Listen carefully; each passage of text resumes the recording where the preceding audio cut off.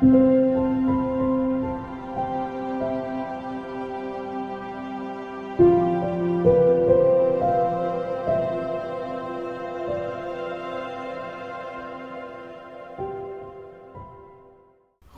baie welkom by vanoggend se Saamwees. Ek wil sommer so 'n bietjie terugflits vat in my verlede.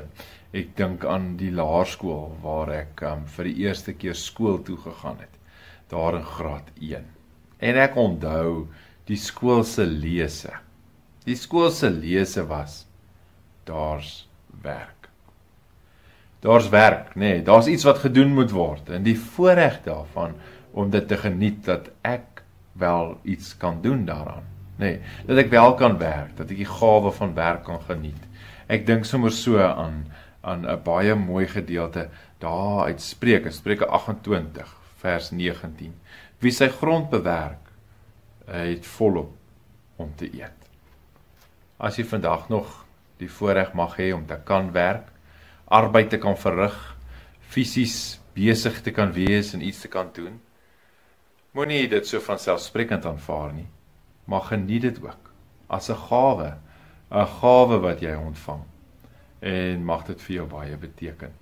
Mag jy sin in jou lewe daarin vind, deur die uitvoer van die werk. Ek dink aan my laerskool, die lese wat sê, daar is werk. So kom ons staan op en ons gaan doen ons werk. Kom ons bid saam. Here, baie dankie vir ons saamwees. Here, dankie vir die voorreg wat ek mag hê om te kan werk. Here, en of dit nou formeel of professioneel is, of dit informeel is, as ek dood eenvoudig die gawe daarvan het om te kan werk. Of dit is om dalk vandag iewers in die tuin te werk, of dit is om dalk vandag iewers betrokke te wees by my werk, formeel of professioneel. Here, of dit is dat ek bloot iets in my hande vind om te doen, mag ek daardie gawe geniet, en mag ek vandag my dankbaarheid teenoor U uitspreek, ook vir die deel van daardie gawe. Amen. Mag jy 'n mooi en 'n geseënde dag hê, en mag jy opstaan, want daar is werk. Mooi bly.